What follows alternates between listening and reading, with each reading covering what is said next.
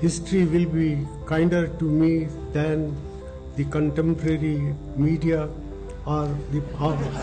दोस्तों, जैसा कि आपने अभी अभी हमारे भारत के 13th प्राइम मिनिस्टर के गोल्डन वर्ड्स को सुना, जो साइलेंट पीएम के नाम से फेमस थे। एक बहुत ही ज्यादा सैड न्यूज सुनने में आई है कि at the age of 92 Bharat के 13th prime minister doctor Manmohan Singh ji नहीं रहे। इंडिया के लिए एक ह्यूज लॉस है। मॉडर्न इंडियन हिस्ट्री में आप कह सकते हो कि एक बहुत ही इंपॉर्टेंट लीडर थे, क्योंकि आपने वो एक फेमस स्टोरी सुनी होगी 1991 में जब ये फाइनेंस मिनिस्टर थे, तब इंडिया के पास 15 दिन के लिए ही फॉरेक्स बचा हुआ था, जिससे हम कोई चीज इम्पोर्ट कर सकते थे। बट वहाँ से लेकर आज इंडिया को 5th लार्जेस्ट इकोनॉमी बनाने में इनका एक महत्वपूर्ण योगदान रहा है और हम इनके कंट्रीब्यूशन को जनरेशंस को याद रखना होगा। तो स्टार्ट करते हैं इनके बारे में, इनकी लाइफ जर्नी को समझते हैं थोड़ा सा कि इन्होंने क्या क्या कंट्रीब्यूशंस दिए इंडिया के लिए। इनका जन्म 1932 में जहाँ जो आज के पाकिस्तान में है वहाँ पे हुआ था। 1947 में पार्टीशन के समय इनकी फैमिली इनको लेकर इंडिया में आ गई थी। इसके बावजूद अब हम बात करेंगे इनकी अचीवमेंट्स और इनकी रिफॉर्म्स के बारे में। 1971 में ये इकोनॉमिक एडवाइजर रहे कॉमर्स इंडस्ट्री में। 1972 में ये चीफ इकोनॉमिक एडवाइजर रहे फाइनेंस मिनिस्टर के। 1982 में इनको आरबीआई का गवर्नर बनाया गया। 1985 में ये प्लानिंग कमीशन में रहे थे। 1991 में सब ओपोजिशन क्रिटिसिज्म के बाद भी पीवी नरसिम्हा राव ने इनको फाइनेंस मिनिस्टर बनाया था, क्योंकि इनका कोई पॉलिटिकल बैकग्राउंड नहीं था, इनको कोई पॉलिटिकल नॉलेज नहीं थी। But PV Narasimha Rao as a PM समझते थे कि इकोनॉमिक सिचुएशंस को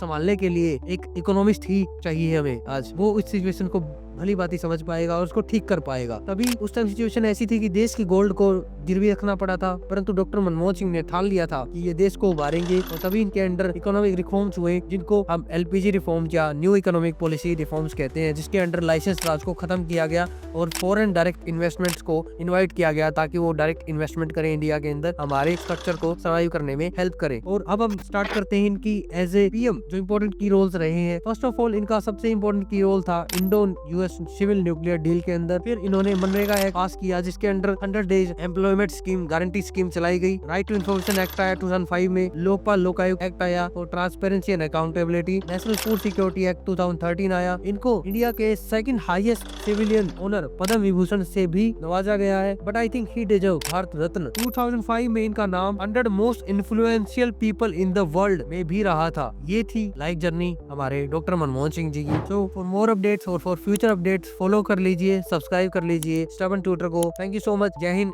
वंदे मातरम।